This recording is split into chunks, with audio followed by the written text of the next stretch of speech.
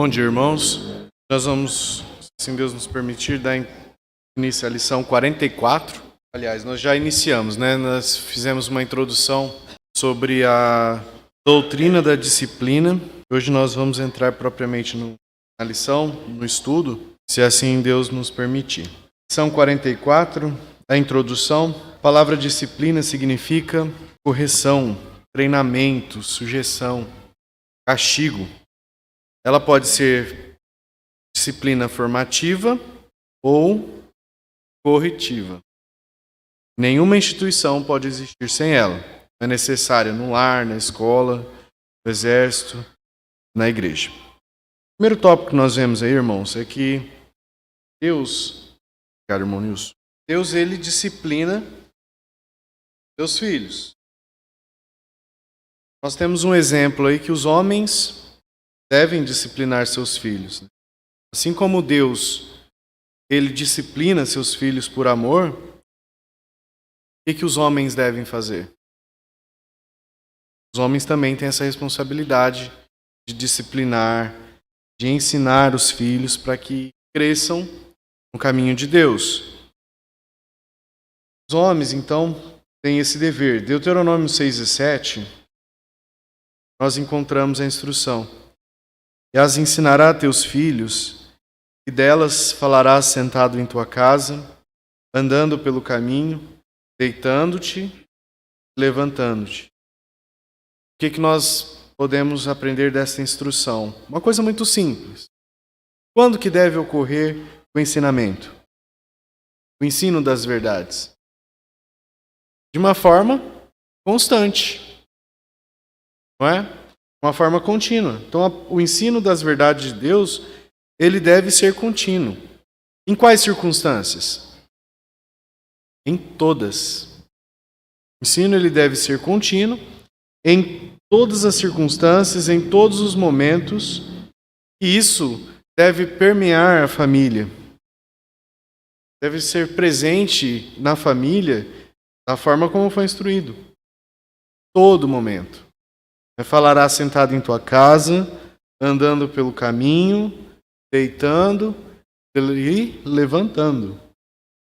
Provérbios 22 e 6, também temos outra instrução. Instrui o menino no caminho em que deve andar, e até quando envelhecer, não se desviará dele. Então, o que nós podemos concluir? Que uma instrução correta desde a infância, produz frutos. E é exatamente isso em que está sendo nos ensinado. A instrução correta desde a infância produz frutos. São frutos duradouros. São frutos duradouros, garantindo que aquela criança, aquele menino, ele cresça no caminho do Senhor e se mantenha na fé, na sua fé até quando? Até a velhice. Que fala, e até quando envelhecer, não se desviará dele. Efésios 6 e 4, Paulo também dá a instrução, e vós, pais, não provoqueis a ira a vossos filhos, mas criai-os na doutrina e admoestação do Senhor.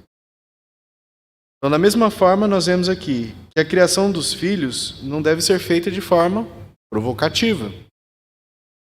Não é? Não deve ser de qualquer forma.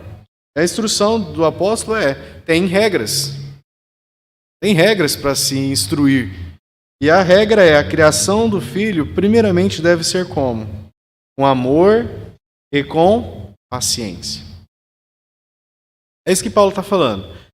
Há uma instrução correta, deve ser feita com amor e paciência, instruindo a criança de maneira a não provocar ressentimentos. Por isso que Paulo fala, não provoqueis a ira a vossos filhos. Então, não provocar ressentimentos, mas guiá-los na verdade e sabedoria de Deus. Vemos também em Timóteo, 1 Timóteo 3 e 4, controle a seus filhos, que governe bem a sua própria casa, tendo seus filhos em sujeição com toda modéstia.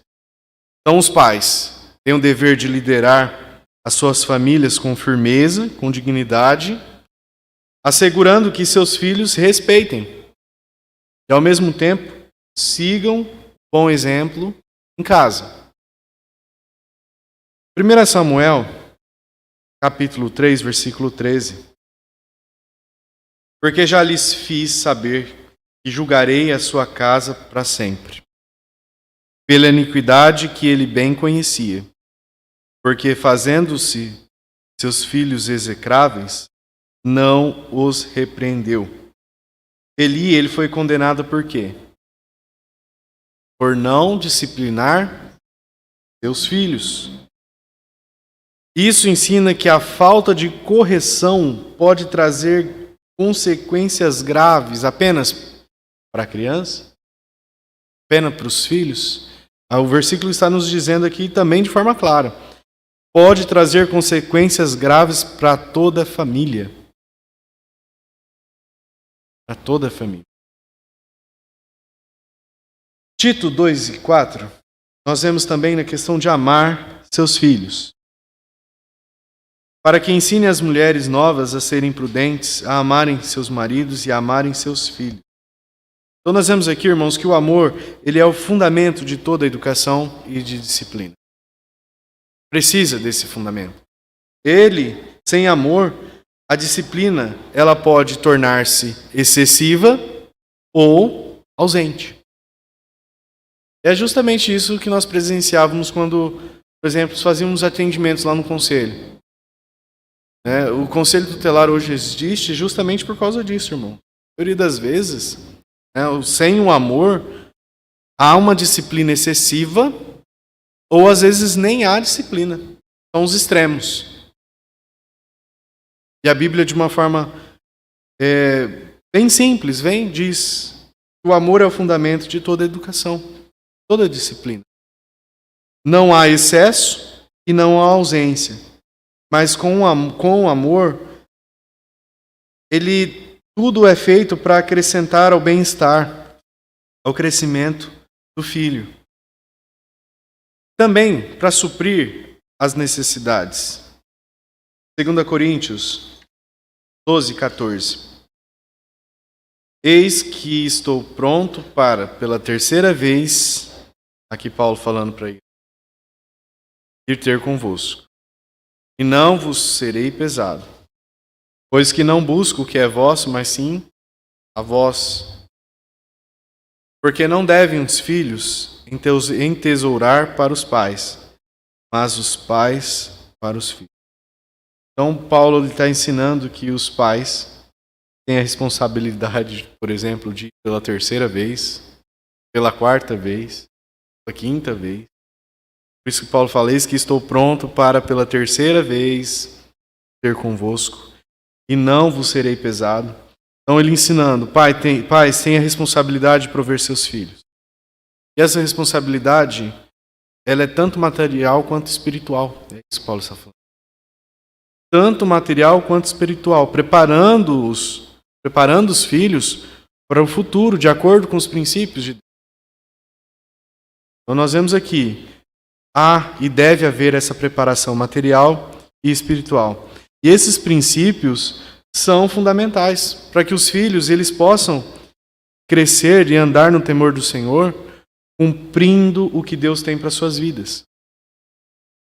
O exemplo de disciplina para Deus com seus filhos serve de modelo para a criação, para a educação das futuras gerações.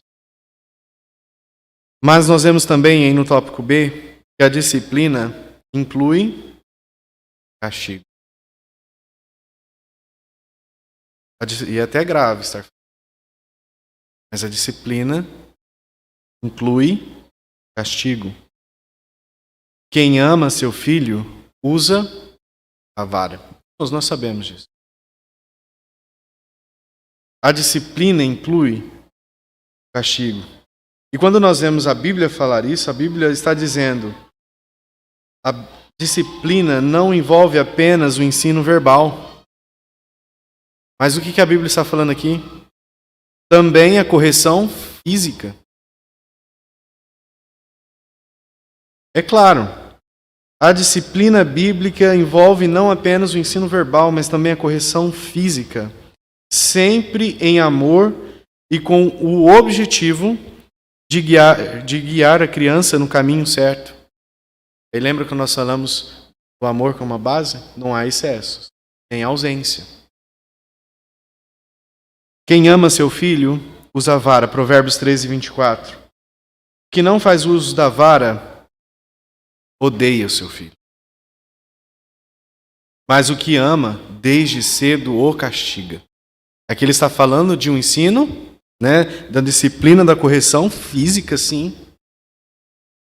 E está sendo bem enfático e pesado. Se você não faz uso da vara, você odeia. É isso. A verdadeira demonstração de amor, irmãos, envolve essa correção. E negligenciar essa disciplina é uma forma de negligenciar o bem-estar espiritual e o bem-estar moral da criança, dos seus filhos. Quando há negligência da disciplina, você está negligenciando o bem-estar espiritual, sim. E ainda, Provérbios 19, 18, nós vemos aí no tópico A, que o uso da vara deve começar quando? Desde cedo. Deve usar cedo na criança, quando ainda há esperança. Provérbios 19, 18, castiga teu filho enquanto há esperança, mas para o matar não alçarás a tua alma. Então a correção, ela deve começar cedo, enquanto a criança ainda ela pode ser moldada. Adiar ou evitar traz quais consequências? Consequências terríveis, consequências irreparáveis.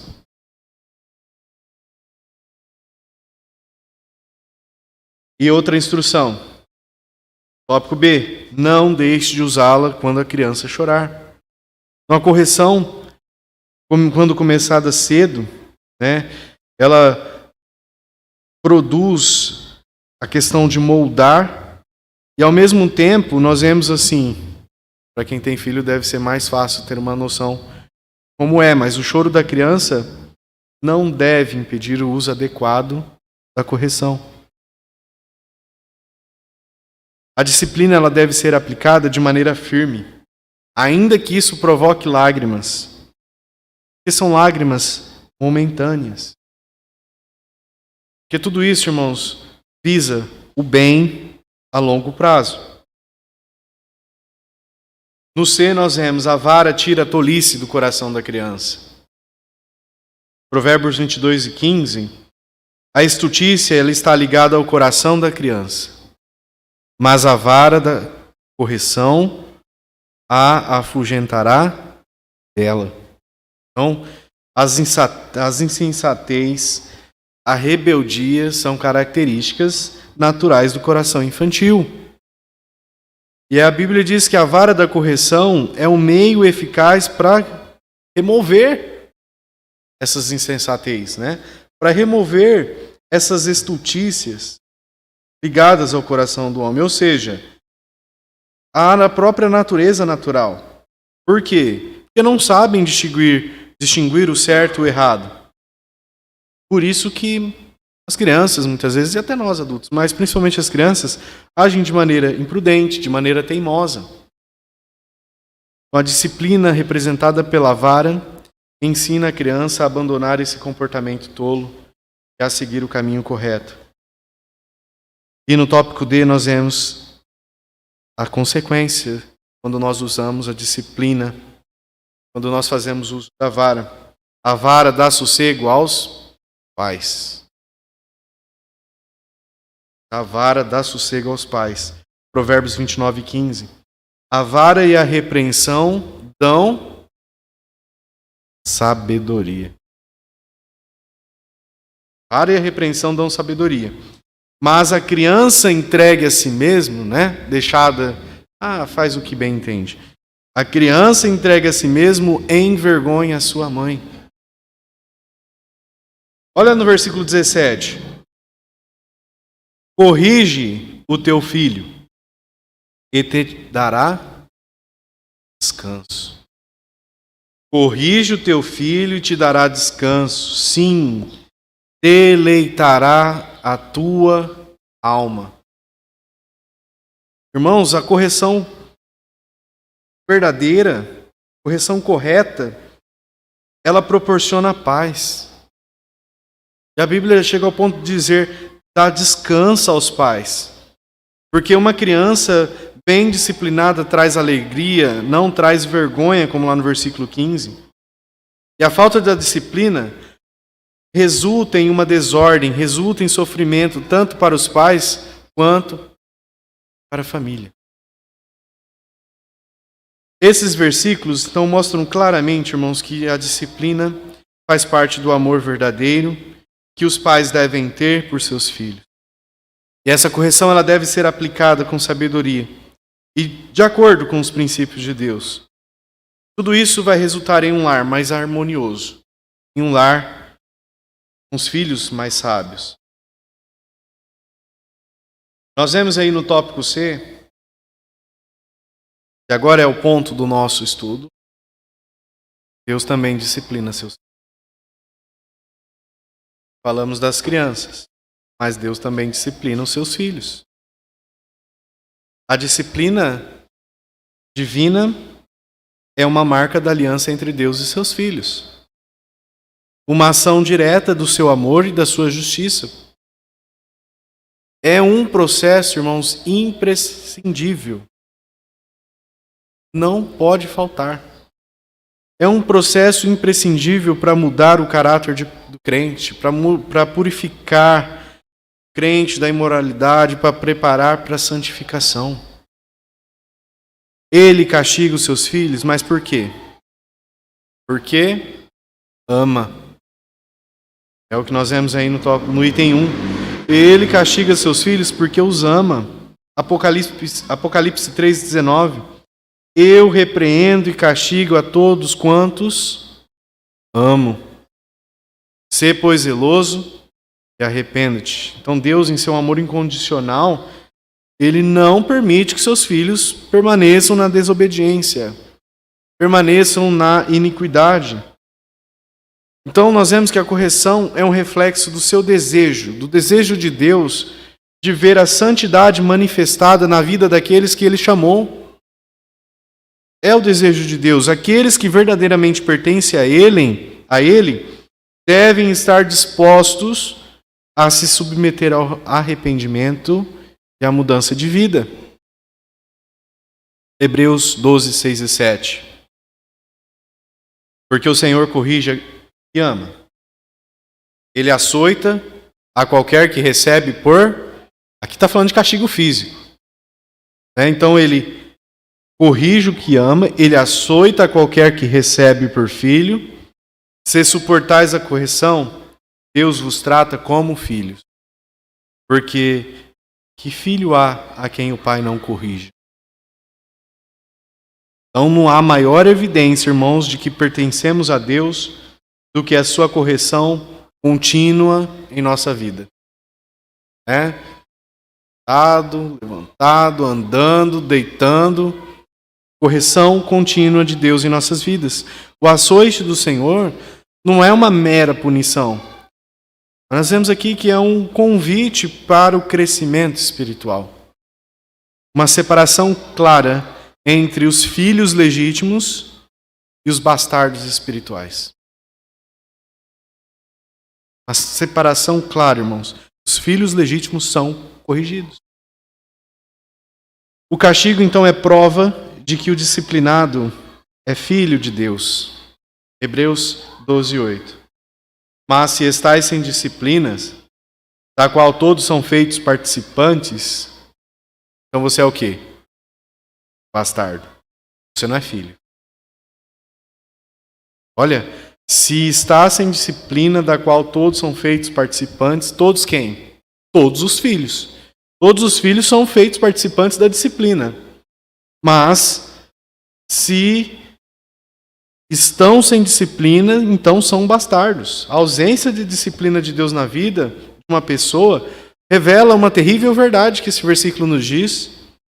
Essa pessoa não pertence ao reino de Deus. É isso. Se está sem disciplina, essa pessoa não pertence ao reino de Deus. A disciplina, irmãos, é uma marca inconfundível da verdadeira filiação. Aqueles que se dizem filhos de Deus, mas rejeitam ou não experimentam a correção, estão espiritualmente iludidos. Não são filhos. Se está sem disciplina ou se rejeita, é um iludido espiritual. São como bastardos espirituais, fora da proteção, fora do cuidado paternal de Deus. O disciplinado, por outro lado, nós vemos que ele é abençoado. Salmos 94 e 12. Bem-aventurado é o homem a quem tu repreendes, ó Senhor, e a quem ensinas a tua. Então, o homem em que o Senhor repreende é bem-aventurado. A repreensão de Deus é um privilégio reservado aos seus. Ser corrigido por Deus é uma evidência da sua constante presença, da sua constante atenção pelo seu filho.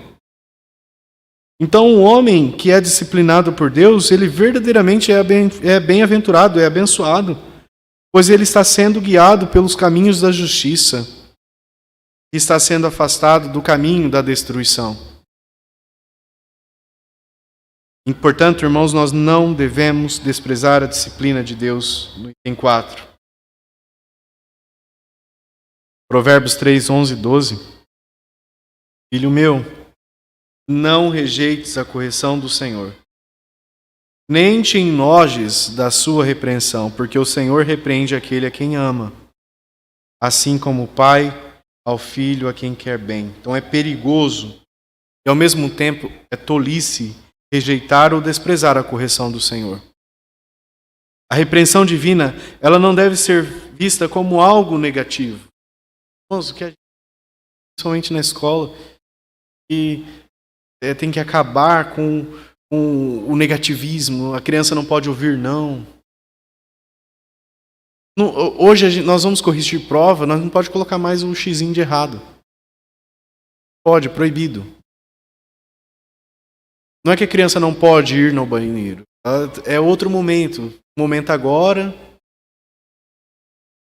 Mas nós vemos aqui que a repreensão ela não deve ser vista como algo negativo. É como uma manifestação do cuidado de um pai, um desejo que deseja bem aos seus filhos. E desprezar essa disciplina é abrir mão do crescimento, da maturidade. Não crescem.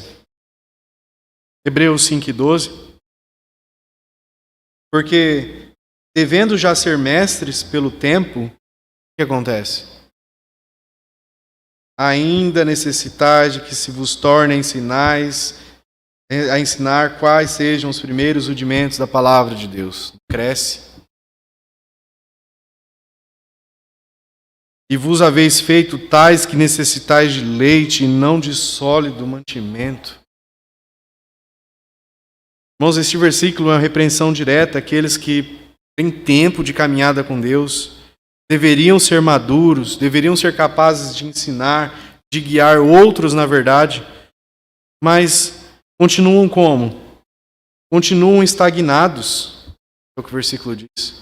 Continuam estagnados, continuam presos às coisas básicas da fé. O apóstolo está dizendo, continua preso aos rudimentos. Necessitais de que se vos torne a ensinar quais sejam os primeiros rudimentos. Eu falo para meus alunos, vou voltar aqui, vou ensinar para vocês agora o ABCD. Eu tudo bravo, é isso. Vamos voltar aqui e ensinar o alfabeto de novo.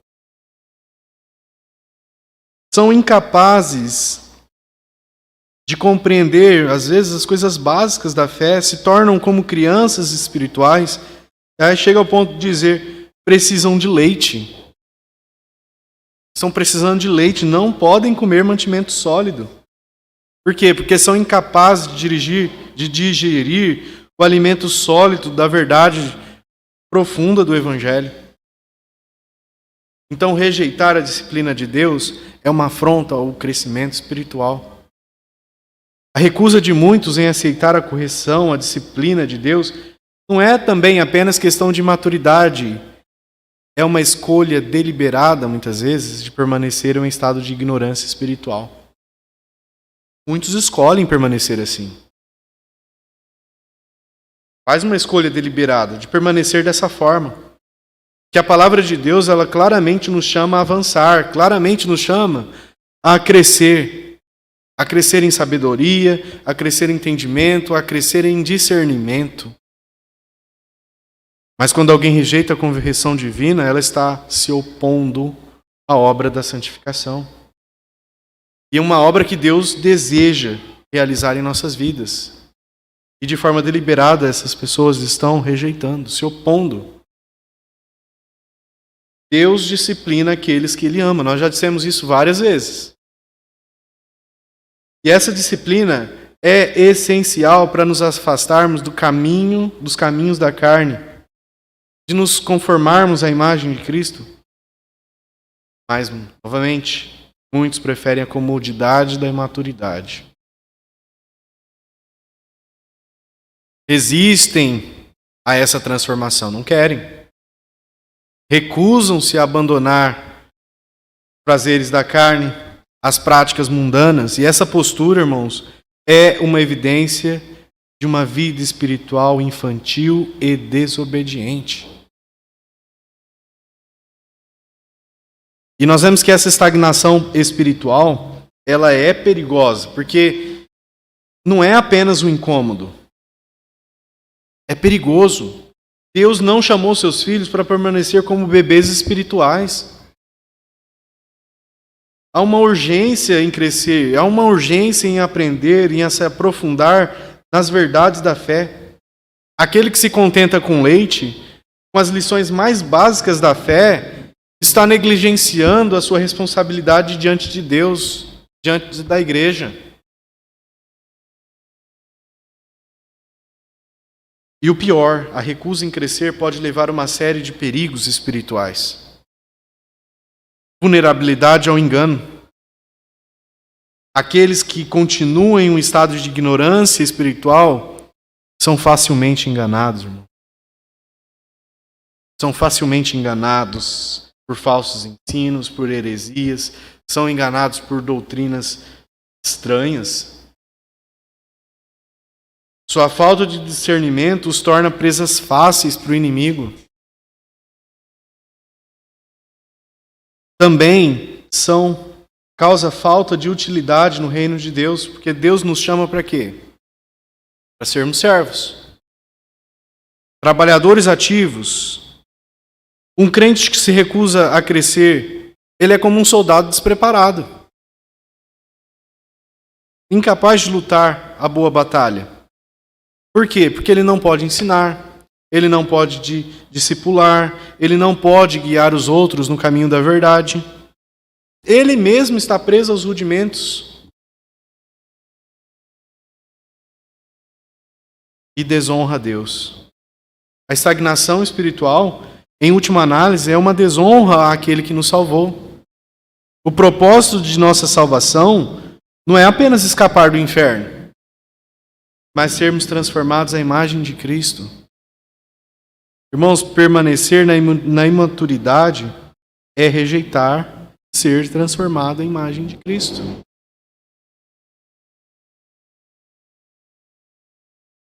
Já o alimento sólido, quando Paulo fala, é para quem? Para aqueles que se rendem à disciplina.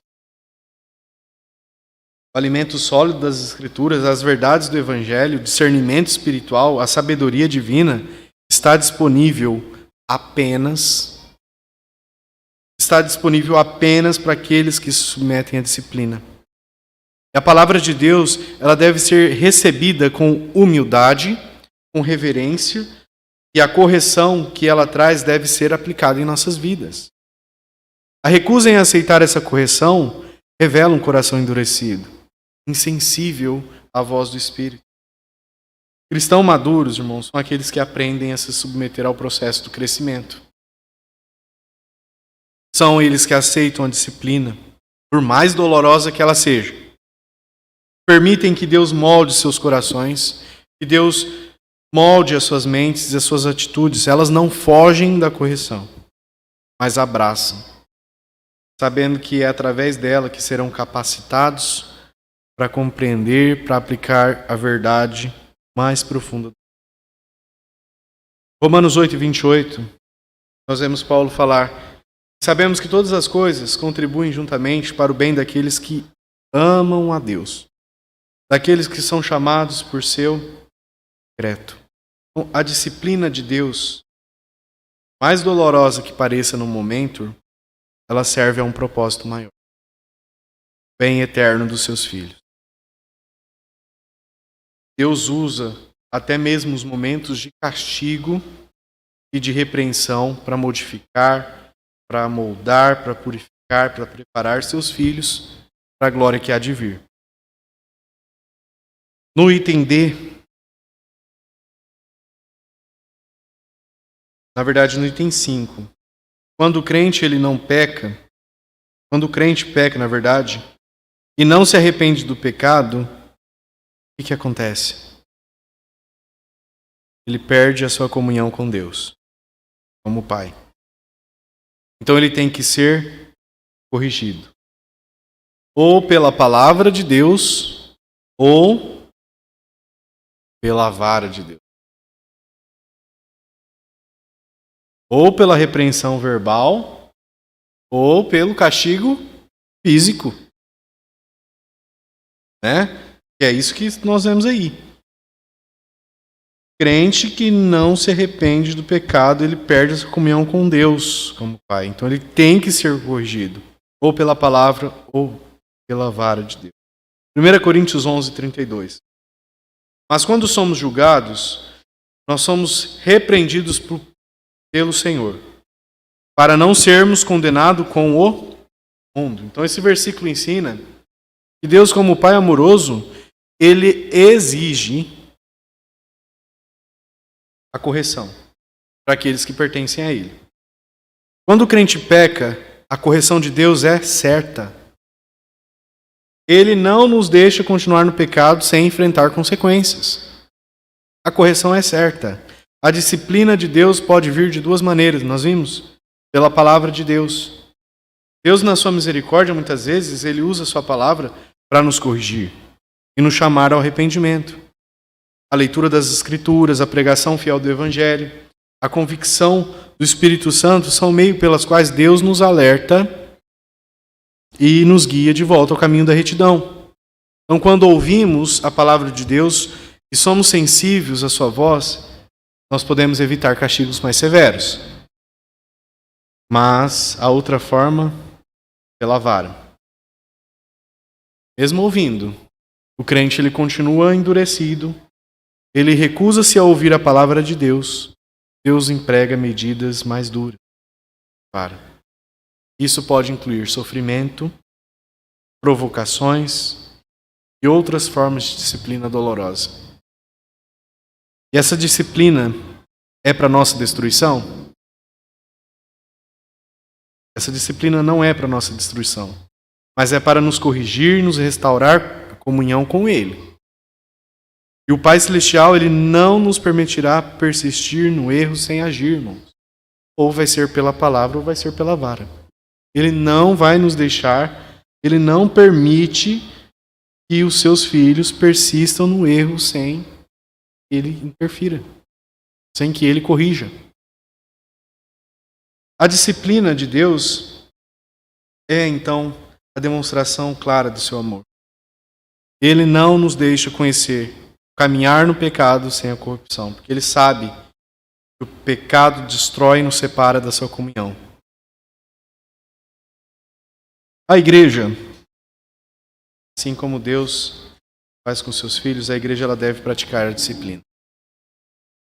Nós vimos lá, pai com o filho, Deus com seus filhos, e a igreja também deve praticar a disciplina. Jesus ensinou a disciplina. A disciplina na igreja é uma opção? Não é uma opção. A igreja aplica a disciplina se ela acha que... Nós vemos que não. É uma necessidade. Não é pela boa vontade da igreja. A disciplina não é uma opção, mas é uma necessidade para manter a pureza, para manter a saúde espiritual do corpo de Cristo. E Jesus ele deu instruções claras de como a disciplina ela deve ser administrada dentro da comunidade da fé. E essas orientações são essenciais para garantir a prática correta e eficaz da disciplina eclesiástica. Em Mateus 18, 15 e 17, Jesus ensinou a disciplina. Ora, se teu irmão pecar contra ti, vai, argue-o entre ti e ele só. Se te ouvir, ganhastes a teu irmão. Mas, se não te ouvir, toma ainda contigo uma ou duas pessoas, para que pelo depoimento de 2 ou 3 testemunhas, toda a palavra seja estabelecida. E se não os ouvir, dize-o à igreja, e se também não ouvir a igreja, considera-o como gentil e publicano. Nós vemos aqui que este é um caso de uma ofensa pessoal que Jesus está falando. É o caso de uma ofensa pessoal. Jesus, ele ensina o seu discípulo sobre... Na verdade, Jesus inicia seu ensino sobre a disciplina, mas aqui ele está tratando de um caso pessoal, de ofensas pessoais. Quando um membro da igreja comete um pecado contra outro, qual que deve ser a abordagem? Inicialmente deve ser privada e direta. Tá? Então, quando um membro da igreja comete um pecado contra outro, a abordagem inicial deve ser privada e direta. O objetivo aqui é resolver o problema de maneira confidencial, sem exposição. A reconciliação e a restauração, nós vemos Jesus falar, são prioritárias. Se o pecado for tratado publicamente, sem muitas vezes necessidade, isso pode causar sofrimento e até uma certa divisão.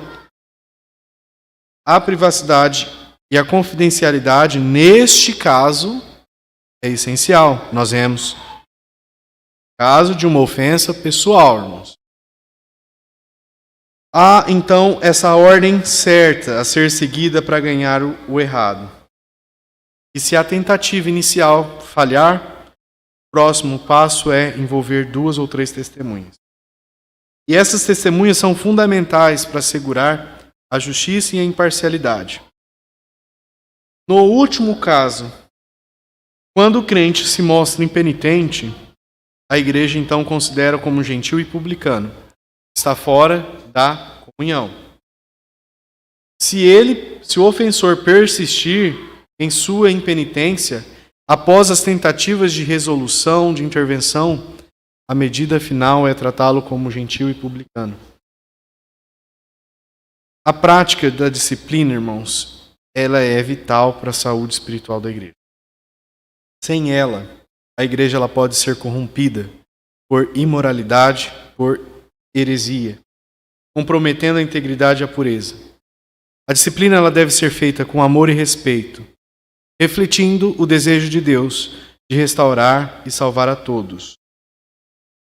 A falta da disciplina na igreja resulta em enfraquecimento da fé. Resulta em enfraquecimento da fé, na aceitação das práticas contrárias aos princípios bíblicos.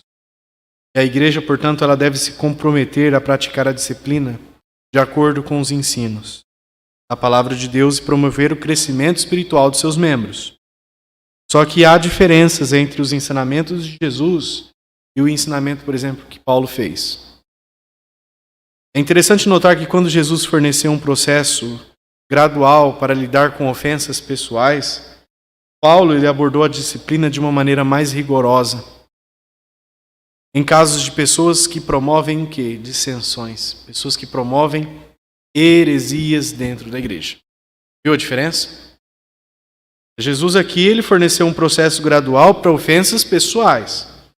Pessoas que causam, heresias, divisões e heresias dentro da igreja. Qual foi a instrução de Paulo? A igreja deve afastar aquele membro que causa divisão. Aquele que desrespeita a unidade da fé. Essa diferença reflete a gravidade das questões envolvidas. Ofensas pessoais devem ser tratadas num processo de correção, enquanto os conflitos doutrinários e divisões dentro da igreja exigem mais severas atitudes. E tudo isso para proteger a integridade da igreja. Em resumo, a diligência na igreja ela deve ser praticada de forma diligente e conforme os princípios estabelecidos por Jesus. É um aspecto essencial para a manutenção, irmãos, da saúde espiritual e pureza da comunidade cristã. Paulo, em suas epístolas, ele forneceu algumas orientações claras de como a igreja deve lidar com diferentes tipos de comportamento importante, diferentes tipos de comportamento que ameaçam a pureza e a unidade da comunidade cristã. Paulo ensinou à igreja a disciplina em caso de imoralidade, em caso de mau comportamento e em caso de heresia. Olha aí no tópico B do item 3, por que a igreja pratica a disciplina.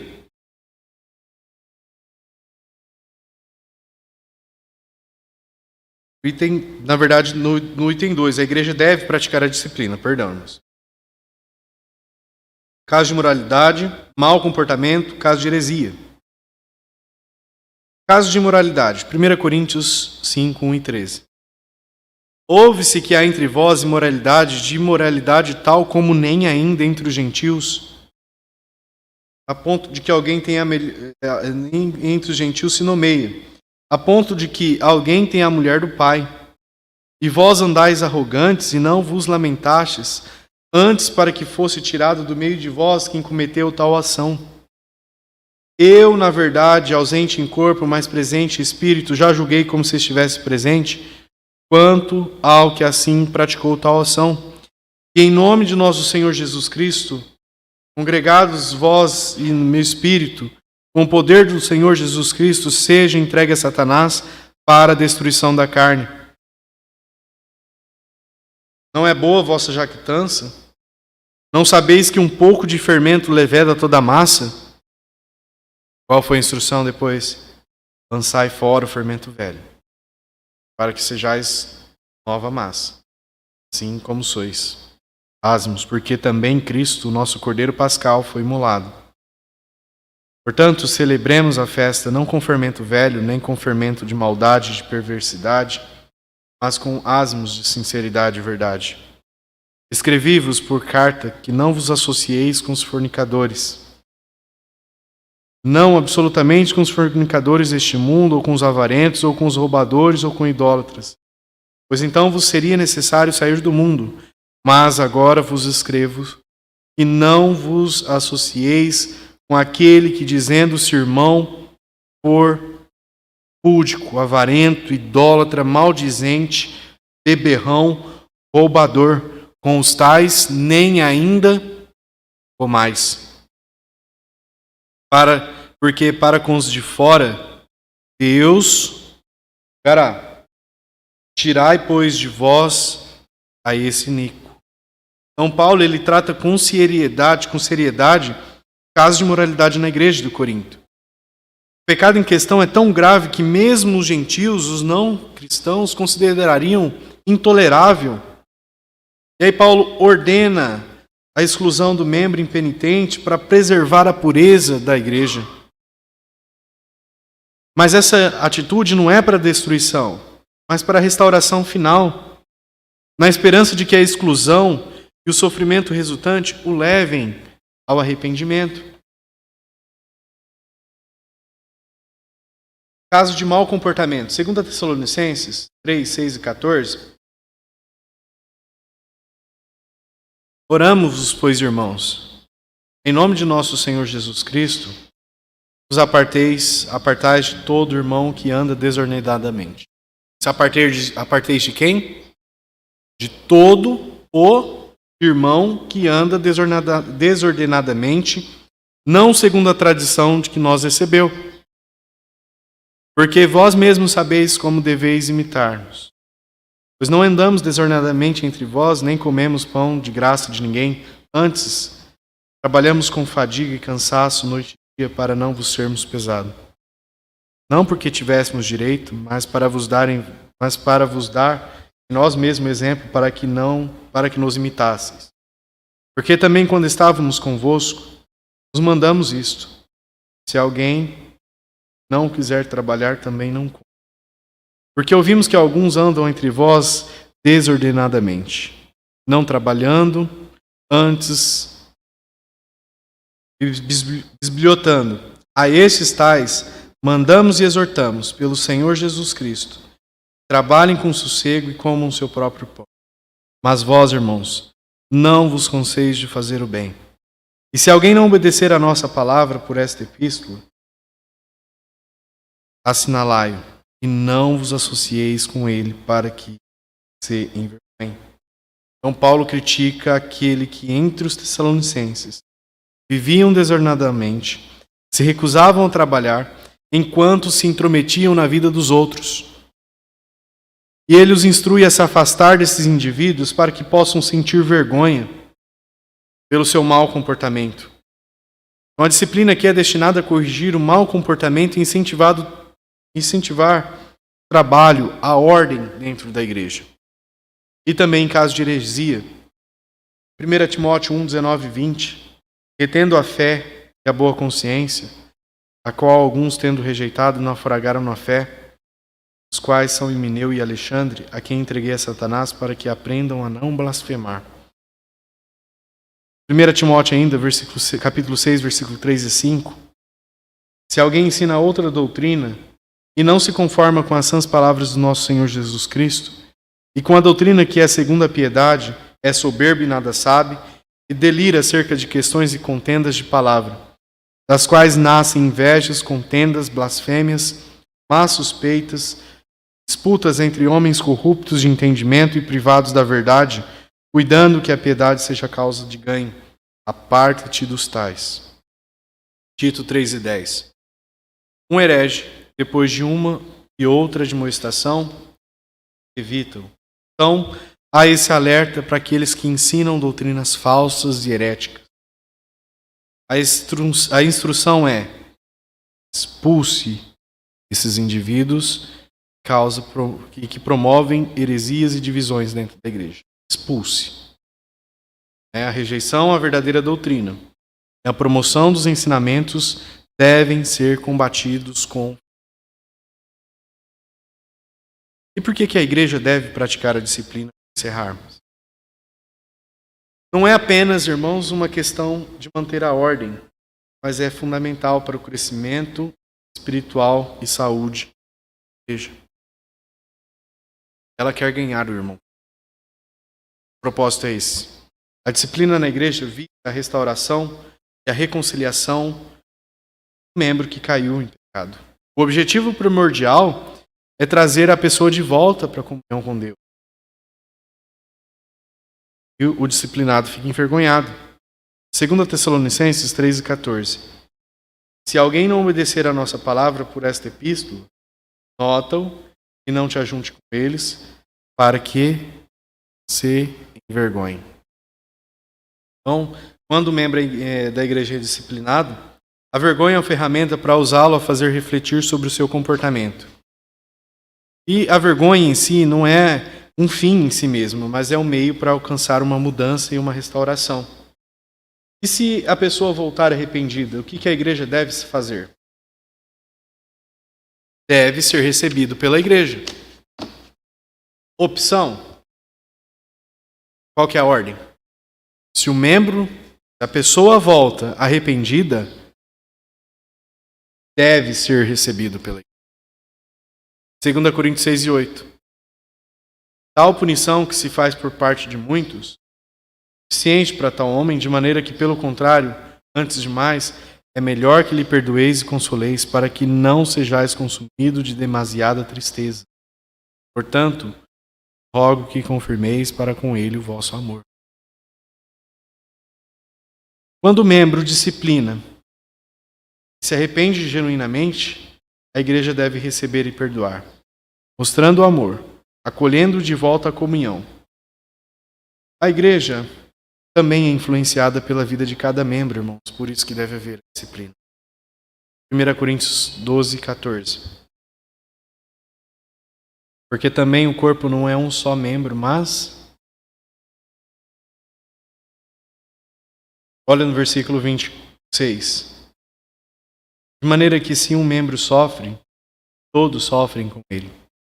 Se o membro é honrado, todos se regozijam. Então a vida de cada membro afeta a saúde espiritual da igreja como um todo. A disciplina, ela é necessária para manter a integridade, para manter a pureza, pois o pecado ele pode influenciar negativamente todo o corpo. E a igreja deve ficar limpa. 1 Coríntios 5:7.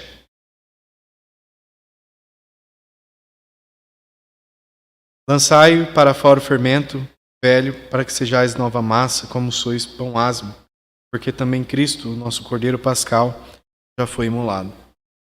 Então a igreja aqui comparada a uma massa que deve estar limpa e pura. A presença do pecado, ela não pode, a presença do pecado não tratado pode corromper.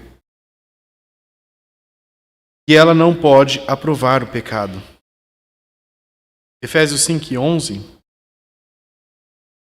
nos diz: não comuniqueis com as obras infrutíferas.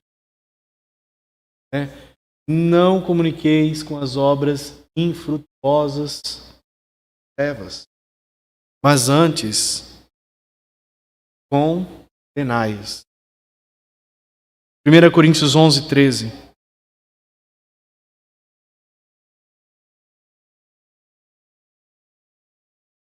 Coríntios? Será que eu coloquei errado? Portanto, quando vos reunis, é para pior e não para melhor. Perdão, irmãos, eu acho que eu coloquei errado.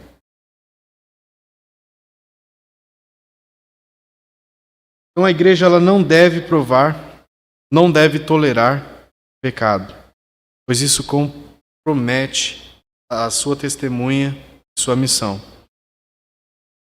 E a disciplina, ela tira possíveis descrentes como membros porque não fazem parte. Membros que não demonstram arrependimento e persistem em comportamentos pecaminosos podem revelar a falta da verdadeira fé. A disciplina ela pode ser uma forma de purificar, removendo aqueles que não estão genuinamente comprometidos com os princípios cristãos. E F, por fim, a disciplina dá resultados positivos. 1 Timóteo 5:20. Pecam, repreende-os na presença de todos, para que também os outros temam.